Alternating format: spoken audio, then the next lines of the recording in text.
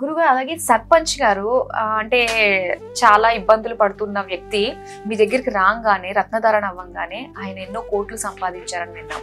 దీని గురించి ఏం చెప్తారు? రాజకీయాల్లో జనరల్ గా 3 కోట్లు 30 కోట్లు అంటే పెద్ద విషయం కాదమ్మా. ఫస్ట్ నా రాజకీయాల్లో ఎప్పుడు బేసిక్ నేర్చుకోవాలి. నా దగ్గర ఇప్పుడు 3000 మంది రాజకీయ నాయకులు ఉంటారు. వాళ్ళు ఎవరు కూడా ఇప్పుడు ఇంట్లో నుంచి ₹1 పెట్టి తీసుకెళ్ళరు. వాళ్ళు నేను ఎప్పుడు వాళ్ళకి ఒకటే చెప్తాను, పాలిటిక్స్ అంటే 5. ఫస్ట్ నువ్వు ఏ పని చేసినా నేను అనే స్వార్థం ఉండాలి.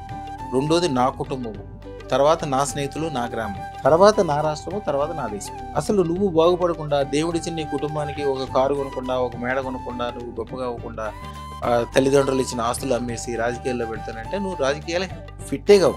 నా దగ్గర అప్పుడు మా తాతగారి దగ్గర వచ్చిన ఎన్టీ రామారావు గారి దగ్గర నుంచి, తర్వాత రూసీ గారి దగ్గర నుంచి ఈ రోజు వరకు మల్లారెడ్డి గారి వరకు వీళ్ళందరూ ఆదర్శమూర్తులు. వాళ్ళని ఏదో స్వార్థం అనుకుంటాం, స్వార్థాన్ని కాదు.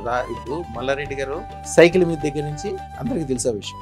మల్లారెడ్డి గారు ఈ రోజున ఎంత గొప్పడు, సంవత్సరానికి 1,00,000 మంది ఇంజనీర్లు తయారు చేస్తారు. ఎంత ఆదర్శం ఆయన.